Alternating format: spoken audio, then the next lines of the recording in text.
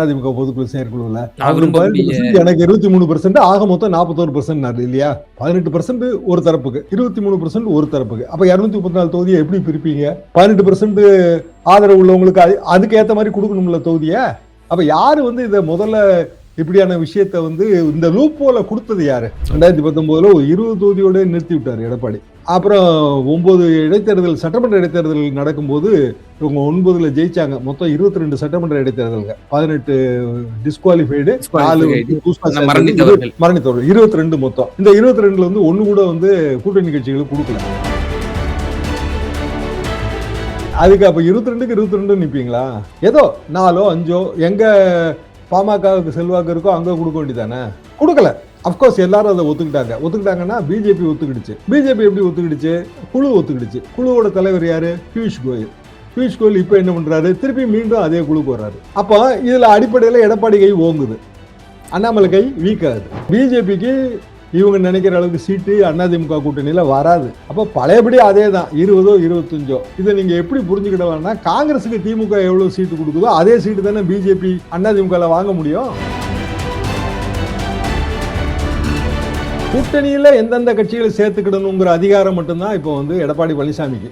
இப்போ கூட்டணி எதுங்கிற கேள்வி இருக்கு. அவர் எடுத்துக்கிட்டாரு, சரி ஏதோ ஒண்ணு கொடுத்துட்டாங்க. ஜெயலலிதா காலத்துல இருந்து அது வழக்கம் தான், எம்ஜிஆர் காலத்துல இருந்தே வழக்கம் தாங்க. அப்போ கூட்டணி எது? அதிமுக பிஜேபி கூட்டணிங்கிறது தான் அதிமுக செயற்குழு பொதுக்குழு அப்ரூவ் பண்ணிருக்க. அந்த கூட்டணிக்குள்ள எந்தெந்த கட்சிகள் வரணும் அந்த முடிவு எடுக்கிற அதிகாரம் பிஜேபிக்கு இல்ல. அந்த முடிவு எடுக்கிற அதிகாரம் எடப்பாடி பழனிசாமிக்கு. ஆரின் அதர்வர்ஸ் அதிமுகவுக்கு. அதிமுக பிஜேபி கூட்டணி உறுதி ஆயிடுச்சா? பொதுக்குழு அப்ரூவல் வாங்கிருச்சா? முடிஞ்சது. அதிமுக கூட்டணியில இப்ப பிஜேபி இருக்கு. இன்னும் யாரெல்லாம் வருவாங்க? பிப்ரவரி மாசம் வரைக்கும் வருவாங்க. சேர்த்துக்கிற அதிகாரம் யாருக்கு இருக்கு? எடப்பாடி பழனிசாமிக்கு இருக்கு. இதுல பிஜேபி எங்க இருந்து சேர்க்கணும்னு நான் கேட்கிறேன்.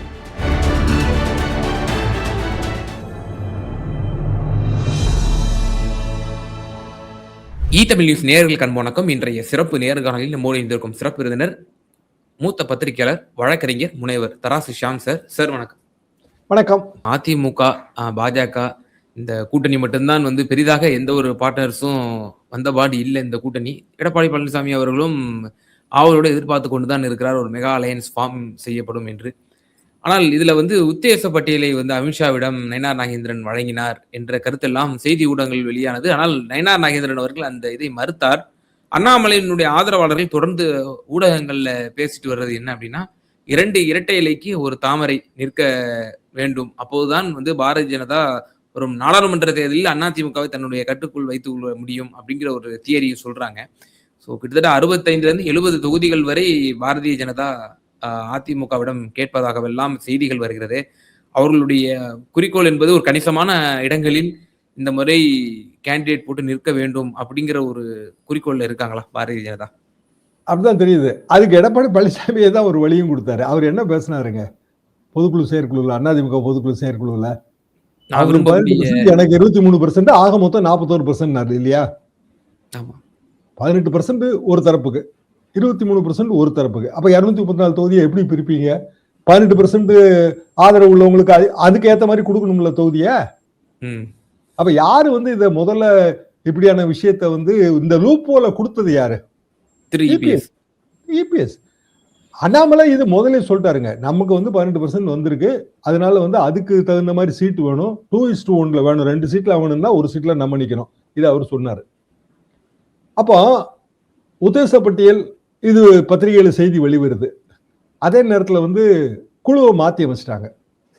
குழுவை மாத்தி அமைக்கும் போது வந்திருக்கிறது பியூஷ் கோயல். பியூஷ் கோயலுக்கு எடப்பாடிக்கு க்ளோஸ். ஏன்னா அவர் பழைய இதுல பூரா அவர் தான் நெகோசியேஷன்ல இருந்தார். 2019 எல்லாத்துலயும் இருந்தார்.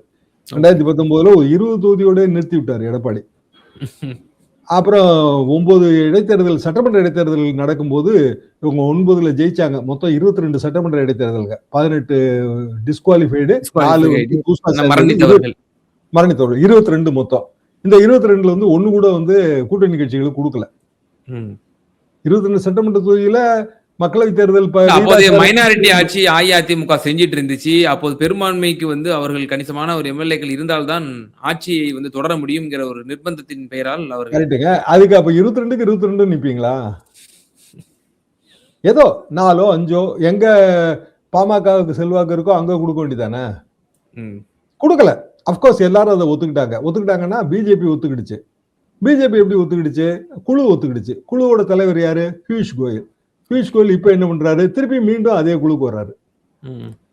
அப்ப இதுல அடிப்படையில எடப்பாடி கை ஓங்குது, அண்ணாமலை கை வீக் ஆகுது.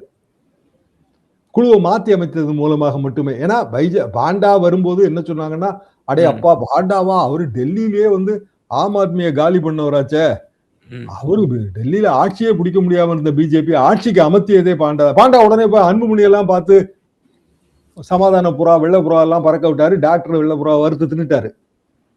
அது உங்களுக்கு ஞாபகம் இருக்குல்ல? பாண்டா வந்து நேரா போய் அன்புமணியை பார்த்து சமரசம் பேசினாரு. பெரியவர் கடுப்பாயிட்டாரு, ஏன்னா நீ அன்புமணியை பார்த்து சமரசம் பேசுறது அப்படின்னு சொல்லி எல்லா தலைவர்களையும் பார்த்தாரு பாண்டா, வைஜெயந்த் பாண்டா.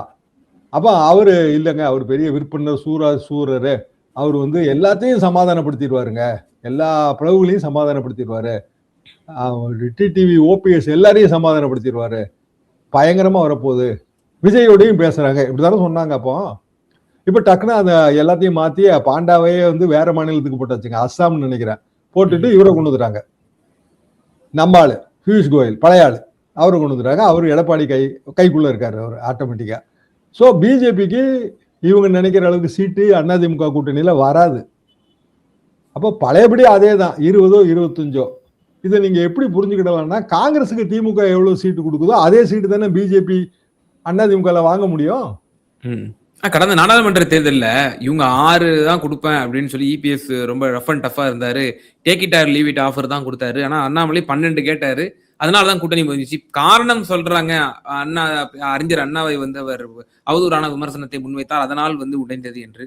இந்த முறையும் அது மாதிரி ஏதேனும் வந்து ஒரு உரசலுக்கோ அல்லது ஏதேனும் முறிவதற்கோ வாய்ப்புகள் இருக்குன்னு நினைக்கிறீங்களா, அல்லது சுமூகமா தீர்வு கண்டு நினைக்கிறீங்களா? அதிமுக பிஜேபி கூட்டணி உடையாதுங்க. என்ன ரீசன்னா, பொதுக்குழு செயற்குழு வரைக்கும் அது வந்து அப்ரூவல்லாம் ஆகி போச்சு. கூட்டணியில எந்தெந்த கட்சிகளை சேர்த்துக்கிடணுங்கிற அதிகாரம் மட்டும்தான் இப்போ வந்து எடப்பாடி பழனிசாமிக்கு. அப்ப கூட்டணி எதுங்கிற கேள்வி இருக்குல்ல, அவர் எடுத்துக்கிட்டாரு, சரி ஏதோ ஒண்ணு கொடுத்துட்டாங்க. ஜெயலலிதா காலத்துல இருந்து அது வழக்கம் தான், எம்ஜிஆர் காலத்துல இருந்தே வழக்கம் தாங்க.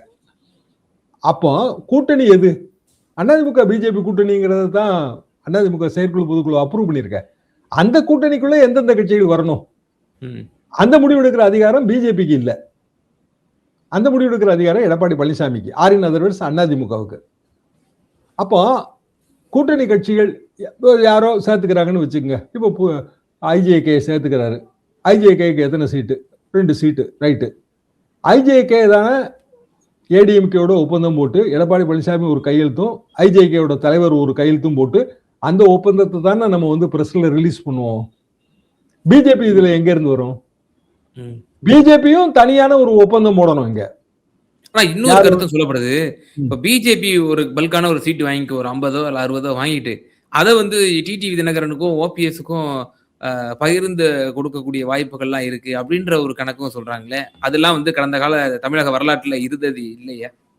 அப்படி வரவே வராதுங்க. அதெல்லாம் முற்றுப்புள்ளி வைக்கிறது தான் அதிமுகவோட செயற்குழு பொதுக்குழு தீர்மானம். கூட்டணி வந்து அதிமுகவுக்கும் பிஜேபிக்கு இடையில உறுதியாயிடுச்சு. அதை வந்து அதிமுக செயற்குழு பொதுக்குழு ஒப்புதல் கொடுத்துருச்சு. இன்னும் சொல்லப்போனா அந்த தீர்மானத்துல என்ன சொல்லியிருக்காங்கன்னா, ஏற்கனவே செயற்குழு மே மாதம் கொடுத்த அப்ரூவலுக்கு பொதுக்குழு வந்து ஒப்புதல் கொடுக்க வேண்டியது சட்ட அவசியம், அதனால பொதுக்குழு ஒப்புதல் தருது, இப்படிதான் அது தெளிவாகவே சொல்லியிருக்கு. ஸோ அதிமுக பிஜேபி கூட்டணி உறுதியாயிடுச்சுங்க. பிற கட்சிகள் யார் யாரை சேர்க்கணும் எல்லாமே அதிமுக பொறுப்பு. அது ஆரின் அதர்வர்ஸ் எடப்பாடி பழனிசாமிக்கு அந்த அதிகாரம். அப்போ இதுல பிஜேபி எப்படி ஓபிஎஸ்சியோ டிடிவியோ சேர்க்க முடியும்? அதிமுக தானே சேர்க்க முடியும். அதிமுக சேர்க்காதுல்ல. சரி, சிம்பிள் தாங்க. இது போட்டு குழப்ப வேண்டிய அவசியமே கிடையாது. நீங்க சீக்வன்ஸ் ஆஃப் ஈவெண்ட் பாருங்க. அதிமுக பிஜேபி கூட்டணி உறுதி ஆயிடுச்சா? பொதுக்குழு அப்ரூவல் வாங்கிருச்சா? முடிஞ்சது. அதிமுக கூட்டணியில இப்ப பிஜேபி இருக்கு. இன்னும் யாரெல்லாம் வருவாங்க? பிப்ரவரி மாசம் வரைக்கும் வருவாங்க.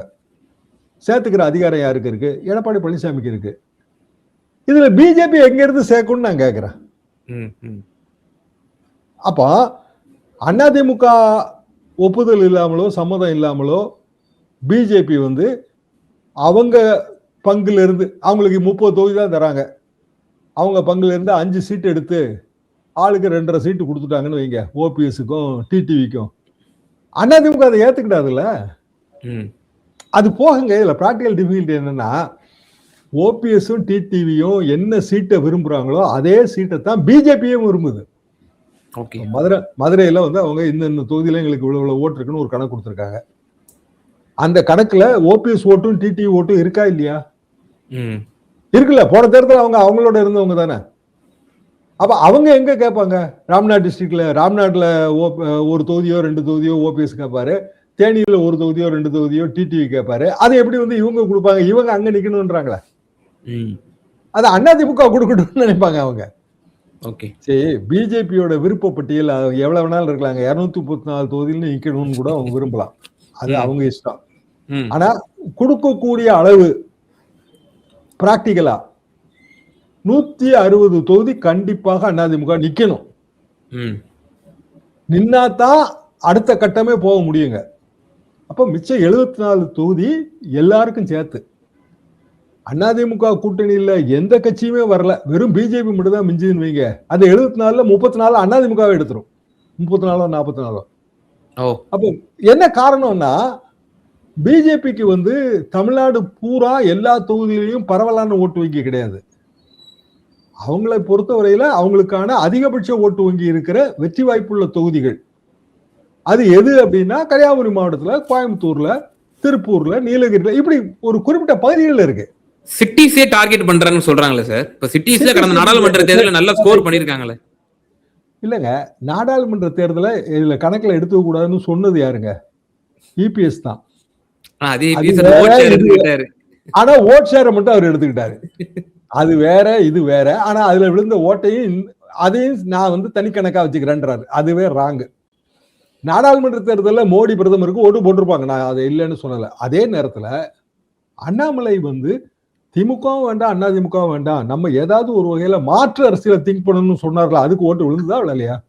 இப்ப விஜய் முன் வைக்கிற வாதம் என்னங்க? மாற்று அரசியல் தானே. ஆமா ஆமா. விஜயகாந்த் முன் வைத்த வாதம் என்ன? மாற்று அரசியல் தானே. இது காலங்காலமா இருக்கிற விஷயம் தானே. திமுகவே முன் வைத்த வாதம் எது தெரியுமா? கம்யூனிஸ்ட் கட்சியும் காங்கிரஸ் கட்சியும் பெரிய ஜாம்பவான்களாக இருந்த போது மாற்று அரசியல் தான். அதுதான் திராவிட அரசியல். இவ்வளவு நாள் அதுதான் ஓடி இருக்கு.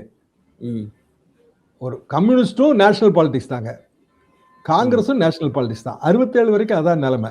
62ல கம்யூனிஸ்ட் கட்சி வீக்காக ஆரம்பிச்சது. ஸோ 67ல அவங்களுக்கு வாய்ப்பே இல்லைன்னு ஆயிப்போச்சு. அப்போ திராவிட அரசியல் வந்து தேசிய அரசியலை தாண்டி இங்க திராவிட அரசியல் கரு கொண்டுருச்சு, வேறு கொண்டுருச்சு. அதுல இருந்து தான் ஒரு பகுதியை வந்து எம்ஜிஆர் பிரிச்சு எடுத்தாரு. இப்போ விஜய் சொல்றது 2 பேரும் இல்ல, ஆனா திராவிட அரசியல் அவருடைய எல்லா கொள்கையும் பாத்தீங்கன்னா திராவிட அரசியல் கொள்கை தான். ஒரே ஒரு கட்சி தான் திராவிட அரசியல் இருந்து மாறுபட்டது, அது பிஜேபி. அந்த பிஜேபியோட வளர்ச்சிங்கிறது ஒரு சின்ன சின்ன பாக்கெட்டுகள்ல இருக்கு, இவ்வளவுதான். இறுதியான எனக்கு ஒரே ஒரு விவகாரம் சார். இப்போ திரு இபிஎஸ் அவர்கள் இந்த சரிவை சந்தித்ததன் பிறகுதான் வந்து அவர் நாடாளுமன்றத்தில் கைவிட்டவர். சட்டமன்ற தேர்தலுக்கு பிஜேபிக்கு அவ்வளவு சிக்னிபிகன்ஸ் கிடையாது. ஆனாலும் அவர் டெல்லிக்கு சென்று அமித்ஷாவை சந்தித்து பிறகு அமித்ஷா அவர் 2 பேரும் பரஸ்பர தேவையாகத்தானே வந்து இந்த கூட்டணி என்பது அமைந்தது. அப்படி 25-30 சீட்டு அளவுக்கு வந்து பாஜக மேல ஒப்புக்கொள்ளுமா அப்படிங்கிற ஒரு கேள்வியே வந்து முன்வைக்கப்படுது இல்லையா? அதுக்கு தாங்க பியூஷ் கோயல் கொண்டு வந்திருக்காங்க. இந்த கேள்விகளுக்கெல்லாம் ஒரே விடை வந்து பியூஷ் கோயல் வருகை தான், குழு மாற்றி அமைப்பு தான். என்னன்னா, அவர் வந்து எடப்பாடி பழனிசாமி அவர்களின் விருப்பத்துக்கு ஏற்ப செயல்படுறவர் பியூஷ் கோயல். பியூஷ் கோயல் வந்தது அண்ணாமலை ரசிக்கிறாருன்னு நினைக்கிறீங்க? கிடையாது. நயினார் ரசிக்கிறாரு. ஏன்னா நயினாருக்கு அதிமுகவுக்கு பெரிய வித்தியாசம் கிடையாது. அப்ப பிஜேபி அதோட வெற்றி வாய்ப்புள்ள தொகுதிகள்னு ஒரு பட்டியல் வச்சிருக்கோம். எங்கெல்லாம் 15% மேல நம்ம 2024 ஓட்டு வாங்கியிருக்கோமோ அதெல்லாம் நமக்கு வெற்றி வாய்ப்புள்ள தொகுதிகள் அப்படின்னு மனசுல வச்சிருக்கோம். 15% 20% வச்சு வெற்றி பெற முடியாது. அதுக்கு மேல இன்னொரு 20% 25% தேவை. அதை அதிமுக ப்ரொவைட் பண்ணணும். Or in other words, BJP கேட்கிற தொகுதி விருப்பப்பட்டி இல்லையா, அதிமுகவுக்கும் 25% ஓட்டு இருக்கும். அதுக்கு தான் நான் சொல்ல வரேன். ஓகே, சரி, நீங்க விரும்புறீங்க எங்க ஒரு தொகுதியை, உங்களுக்கு எவ்வளவு ஓட்டு? எனக்கு இவ்வளவு ஓட்டு இருக்குங்க, 20,000 ஓட்டு இருக்கு, 50,000 ஓட்டு இருக்கு. ஜெயிக்கணும், எவ்வளவு ஓட்டு தேவை? 75,000 வேணுங்க. அப்போ உங்ககிட்ட 25,000 இருந்தா ஏன்ட்ட 50,000 இருக்கு, இல்ல உங்ககிட்ட 30,000 இருந்தா ஏன்ட்ட 40,000 இருக்கு. அப்ப என் ஓட்டு இல்லாம நீங்க ஜெயிக்க முடியாது, உங்க ஓட்டு இல்லாம நான் ஜெயிக்க முடியாது. அந்த இடத்துல அந்த பரஸ்பர தேவை வருது. இந்த பரஸ்பர தேவையை எப்படி வந்து தொகுதி பங்கீடா மாத்துறது அப்படின்னா அது வந்து ரெண்டு தரப்புக்கு இடையில புரிதல் இருக்கணும். அப்ப பைஜெயந்த் பாண்டா தலைமையிலான குழுவுக்கும் அதிமுக தலைமைக்கும் புரிதல் இல்ல. ஏன் அதை சொல்றேன்னா, அவர் பல சுற்று பேச்சுவார்த்தை எல்லாம் நடத்தி முடிச்ச பிறகு அவரை மாத்த வேண்டிய அவசியம் இல்ல. தேர்தலுக்கு இப்போ டைமே ஷார்ட் தானே, என்ன பிப்ரவரி மாசம் எல்லாம் முடிச்சவனுங்களே. அப்ப அவரை மாத்திட்டு இவரை கொண்டு வந்திருக்காங்கும் போது எடப்பாடியோட விருப்பம் என்னவோ அதுக்கு தகுந்த மாதிரி நடந்து கொள்ள பிஜேபி தயாராயிடுச்சு. அதனாலதான் அமித்ஷா எல்லாம் வர ப்ரோக்ராம் எல்லாத்தையுமே தள்ளி விட்டாரு. ஓகே, சோ மேலும் சில காம்ப்ரமைஸும் செய்திருக்கிறது என்று ஒரு கருத்தை சொல்றீங்க. 25ல இருந்து 30 தொகுதி வரைக்கும் பிஜேபி கொடுக்க வாய்ப்பு இருக்கு. ஆனா பிற சிறிய கட்சிகள் இருக்கு பாத்தீங்களா, 2 தொகுதியோ 3 தொகுதியோ எல்லாமே அதிமுகவோடு தான் நேரடியாக உடன்பாடு செய்து கொள்ளுமே தவிர பாரதிய ஜனதாவோடு உடன்பாடு அப்படி செய்து கொள்ள மாட்டார்கள். அப்படி செய்து கொள்வதற்கு எடப்பாடி பழனிசாமி அனுமதிக்க மாட்டார். ஓகே, பல்வேறு விவகாரங்கள்ல எங்க நேயர்களுக்கு ரொம்ப தெளிவா உங்களுடைய கருத்துக்களை பகிர்ந்தீங்க. மிகுந்த நன்றிகள் சார்.